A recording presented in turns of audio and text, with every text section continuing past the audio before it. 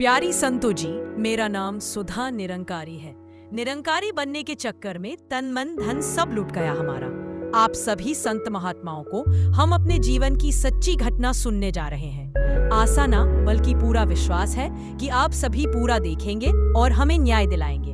Nirankari mission सच में किया क्या है। पंजाब की गांव बासपुर की गलियों में एक महिला रहती थी। सब उन्हें प्यार से सुधा बहन जी कहते थे। दिल की बहुत साफ, मददगार और भगवान को मानने वाली, पर एक कमजोरी थी। जब भी कोई नया साधु, संत या संगठन गांव में आता, बहन जी सबसे पहले वहां पहुंच जाती। उन्हें लगता शायद यही मुझे शांति और भगवान का सच्चा रास्ता मिलेगा।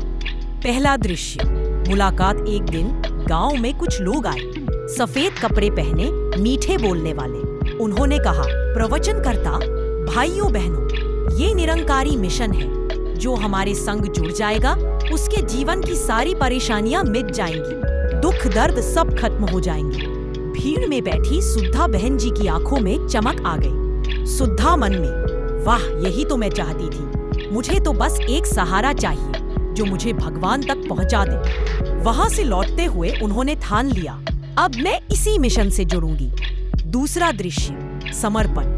धीरे धीरे बहन जी ने अपना समय, धन और सेहत सब कुछ उसी मिशन को देना शुरू कर दिया।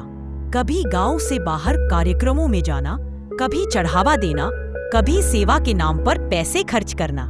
एक बात सावित्री ने पूछा, सावित्री बहन जी, घर गृहस्थी भी कोई चीज होती है, आप सब कुछ इन लोगों को क्यों देती जा रही हो? सुधा मुस्कुराते हुए, नहीं नहीं बहन, ये तो भगवान का काम है। जो यहाँ देगा उसे 7 गुना मिलेगा।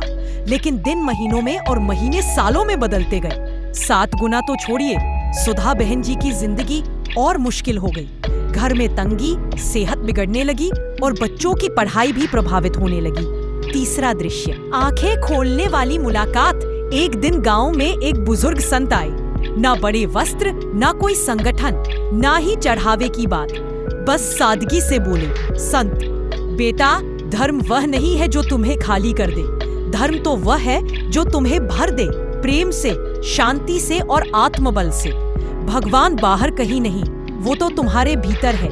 आंखें खोलकर चलो, क्योंकि अंधभक्ति इंसान को गुलाम बना देती है। सुधा बहन जी चौंक गईं। सुधा मन में, क्या सचमुच मैं अंधी हो गई थी?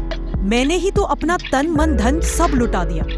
उन्होंने संत से पूछा, सुधा, तो सच्ची भक्ति क्या है बाबा जी? संत, सच्ची भक्ति वही है, तुम्हारे घर परिवार को सुखी रखे और तुम्हारे दिल को शांति दे। भक्ति अगर लूट ले तो वो भक्ति नहीं, व्यापार है। चौथा दृश्य, बदलाव। उस दिन से सुधा बहन जी बदल गई। उन्होंने तय कर लिया कि अब आंख मूंदकर किसी के पीछे नहीं भागेंगी। उन्होंने अपनी मेहनत घर परिवार और गांव की सेवा में लगाई। धीरे धीरे उनका घर संवर गया, बच्चों की पढ़ाई आगे बढ़ी और सबसे बड़ी बात, उनके मन को सच्ची शांति मिलने लगी। पांचवा दृश्य, संदेश। अब सुधा बहन जी गांव की महिलाओं को समझाती, बहनों याद रखना, धर्म को दिल से अपनाओ पर आंखें खोलकर। अंधभक्ति सबसे बड़ा दुश्मन है और इंसानियत से बड़ा कोई धर्म नहीं। भक्ति हमें गरीब, लुटा हुआ या कमजोर बनाए तो समझ लो वो भक्ति नहीं, ठगी है। सच्चा धर्म वही है जो हमें भीतर से सशक्त बनाए।